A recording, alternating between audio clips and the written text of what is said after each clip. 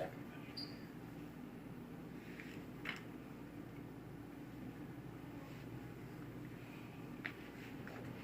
Okay, I'd like to introduce myself. My name is Sergio Hernandez, and I'm going to be talking about intravenous catheter insertion.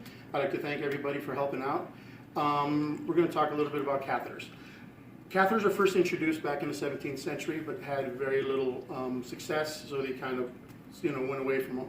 Then again, in the 19th century, there was a cholera outbreak, and they reintroduced them. Unfortunately, due to high amounts of infection rate, they really left them only for the most serious of all cases. Not until with the medical advances with aseptic technique, they really made it standard of care in the 20th century. So talking about intravenous catheters, we are going to, what are we doing first? I'm forgetting, I'm blanking out. IV therapy is broken down into three categories. The first category is going to be IV therapy. Second category is going to be intravenous medication administration. And the third category is going to be blood products. IV has many advantages. When you give oral medication, usually takes about 45 minutes to take effect. When you give a shot, shots usually take about 15 to 20 minutes to take effect. When you give IV medication usually can work within minutes. So you'll see why in a lot of aspects doctors prefer it in certain applications. IVs are good for about 96 hours. Certain facilities do 72 hours. So depending on the protocols of a facility, that's what you're going to follow. After 3 days or 4 days, depending on your facility, the IV needs to be removed and a new one needs to be placed. So talking about veins and arteries and how you tell the difference. Veins tend to be closer to the surface and they do not have a pulse. You need to palpate them and you're going to feel a small bounce, and that's how you tell that it's an artery versus, a vein. Arteries tend to be a little thicker, they run a little deeper in the arm, they have a pulse. So when you palpate them, you will feel that. Do not use your thumb because your thumb has a pulsing and have a little bit of trouble making a decision whether that's your patient or your pulse. So the first thing you need to do when you're starting an IV is going to be, you need a doctor's order and you need to identify the patient. Once you have a doctor's order and you have the correct patient, make sure you get your patient identifiers. You can go ahead and discuss what you're going to do to them, tell them what you're going to do. You're going to be inserting an IV, why the doctor's ordering it, and answer any questions that the patient may have. The things that you're going to need, if you come over here for a second, first you're going to need some gloves, the most important thing. You're going to need a tourniquet. You're going to need some flushes and either an extension or a hep lock, different size angiocaths depending on what you're going to do.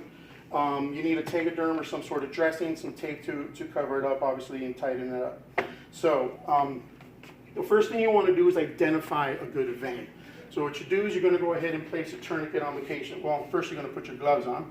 Then you're going to go ahead and place a tourniquet on the patient. Now remember, these tend to hurt, so make sure you get all of your supplies ready to go before you put this on because they're not going to like you very much. So once you get your tourniquet in place, that helps swell up the veins and it helps you identify which vein you're going to use. One of the most preferred sites is going to be the antecubital, which is basically at the base of the bicep muscle. A lot of people like it. It's a big vein, it's easy access and a preferred vessel. So once you do that, you identify your vessel, you're going to go ahead and clean the area. You're either going to use alcohol wipes or you're going to use chloroprep, again, depending on your facility's protocol. Once you clean the area, you're going to go ahead and pick up angiocath. I'll go ahead and open one up. This is your cath. You're going to go ahead and remove the cap. You got your catheter here. You need to rotate it, make sure that it is free and not all bound up, because if you do not do that and you insert this and it doesn't move forward, you're going to have an angry patient. With your catheter in place, you need to be extremely confident, even if you don't know what you're doing, because slow and shaky can be very painful. So you need to go ahead, hold this in your dominant hand between your middle finger and your thumb, leaving your pointer finger, your index finger, to go ahead and advance the catheter and release the needle.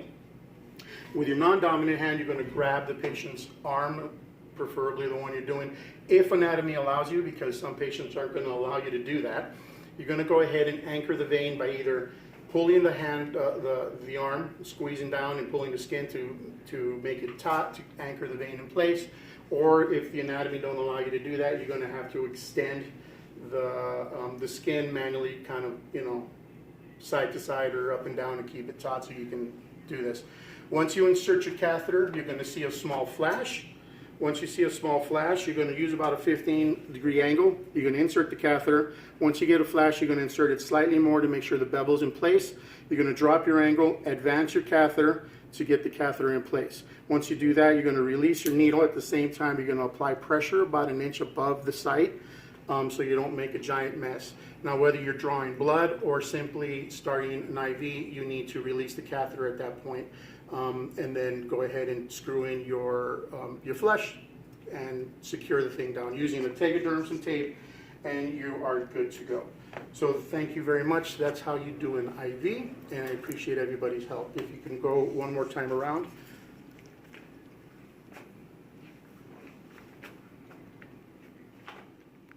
And thank you very much.